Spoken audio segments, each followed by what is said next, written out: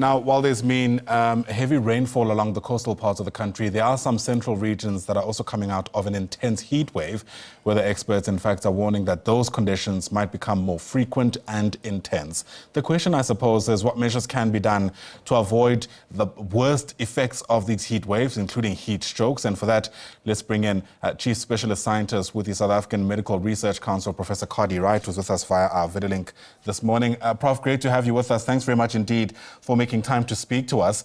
We are kind of reaching the tail end of what was an intense heat wave, at least in parts of Gauteng where we are.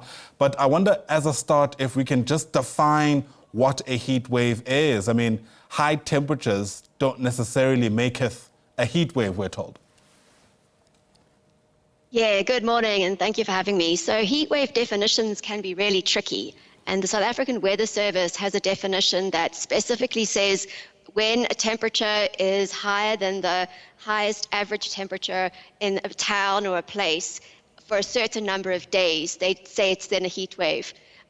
Typically, heat wave temperatures are between 33 and 40 plus, and these are temperatures where our human body struggles to be able to function, and particularly concerns for people working outdoors, children who are playing sports, athletes, in fact, people who are spending lots of time outside need to make sure that they remain hydrated, that they use the shade when they can, and employers need to be sure that their workers are safe and protected from heat conditions. Heat waves are becoming more intense and more frequent in South Africa and around the world. Some of the things that we can do when we are concerned about excess heat, and the little steps that make a big difference are drink plenty of water. If you've got a small bit of water in a bowl, wet your hands and your feet regularly, put a face cloth or a small towel into that bowl, squeeze it out and put it around the back of your neck. And just keep turning that towel, and it can help reduce your body temperature when it's very hot. Keep your windows open in the morning when the air is cool, but close your windows and draw curtains as the heat of the day increases. And some of these are the exact things that we need to encourage our people to do so that they stay safe and we don't see fatalities from heat, as we have seen more recently in South Africa. Yeah, and I was hoping we could speak a bit more about that, actually. I mean, often you don't hear people, you don't hear it said that people have died from a heat stroke, even though those conditions may have led to their body, for example, no longer being able to keep up. That's correct. So we'll remember from January 2023, the unfortunate situation of the farm workers who passed away in Kakamas in the Northern Cape. One of the contributing factors, besides the intense heat, was that there was no water available, or not in the quantity that was necessary to keep those farm workers hydrated. So those deaths were defined as heat stroke. Unfortunately, during a heat wave, if someone presents at a hospital, they may have a pre-existing condition. And so even though it was the heat that exacerbated the death, on the death certificate, it might be something like myocardial infarction or some other illness. We are also working very hard to educate our physicians and healthcare professionals to look out for the symptoms of heat stroke and to be able to record these as causes of death. We need this data so that we can better understand heat impacts in South Africa in the future to plan for them better. Right. Speaking about that, I mean, I started off by mentioning that there are warnings that these heat waves are becoming more frequent and more intense. I mean, that's typically how we describe things like climate change. That's right, exactly. So unfortunately, South Africa is bearing the brunt of many climate impacts. We're anticipating that our temperatures in the country will be between 4 and 6 degrees warmer than they are now by the year 2100. That means when we have heat wave events from 2050 and onwards, these heat waves are going to have temperatures well in excess of 40 degrees Celsius. These are not the only impacts that we're seeing from heat.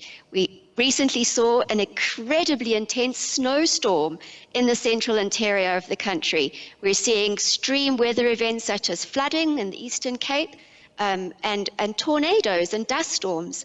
And unfortunately, if we don't act collectively as a country to reduce our contributions to climate change, in other words, reducing our air pollution, sulfur dioxide especially, from our coal-fired power stations, we are not going to have the impact that we need to reduce the effects of climate change on our people. Yeah. And of course, as the weather changes, the environment changes too. And in some instances, certain species thrive. You know, when it's really hot, there are a lot of mosquitoes, and we know the kind of disease that might carry, especially in communities where they aren't able to respond to that. That's exactly another concern. So we will see an unfortunate increase in vector-borne diseases like malaria and cholera. And then we also are likely to see an increase in foodborne diseases, for example, listeriosis. When the conditions are just right for these vectors to thrive, as you say, we see an abundance of them, and this can then be transmitted very easily through the environment to individuals.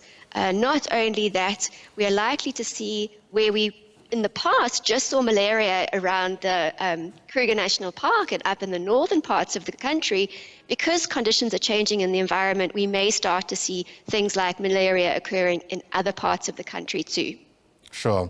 So then, Prof, what becomes the advice about how the state ought to respond to this? You know, today, for example, we're likely to hear from the Water and Sanitation Minister taking stock of the first 100 days in office. And of course, water and sanitation, I think, is crucial to how we respond to these climate events, I think is the term that's being used. What is the first step to be taken if we are to heed the warnings we're hearing from experts like yourselves? So I think one of the most critical things is that there's a rich wealth of research and data available in South Africa.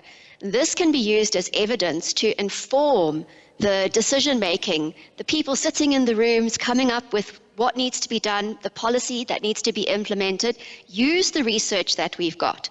So researchers need to make sure that they are connected into that policy space to work with decision makers. I have a very close relationship with our Environmental Health Directorate at the National Department of Health. So I assist them in the development of their heat health action guidelines, for example. We've got to work really hard to make sure that all stakeholders and policymakers in the country are aware of this heat health action guideline so that we can ensure that it's implemented across the country to protect South Africans.